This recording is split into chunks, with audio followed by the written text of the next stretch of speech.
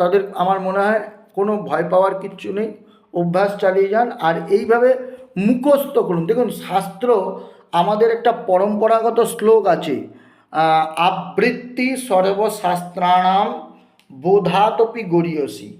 আবৃত্তি এমন একটি জিনিস, আপনি কতটা শাস্ত্র বুঝলেন সেটা পরের কথা, আগে আপনি আবৃত্তি করুন। এই আবৃত্তি করলে দেখবেন যেটা হবে, শাস্ত্রটা আপনার মুখস্থ হয়ে যাবে।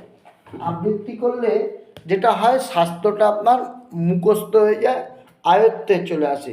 এবার দেখবেন তারপরে অটোমেটিক সেটা আবৃত্তির সময় তার ভাবার্থ আপনার হৃদয়ে সমুচ্চারিত হবে। আর যারা নিত্য পুরোহিত তাদের তো এইগুলো মুখস্থ থাকা উচিত, মোটামুটি অন্তত 60% মুখস্থ থাকা উচিত। তো এটা খুবই ভালো যে আপনারা অনেকেই খুব আগ্রহ আমি দেখতে পাচ্ছি, যেটা আমরা প্রায় বলি হিন্দু ধর্ম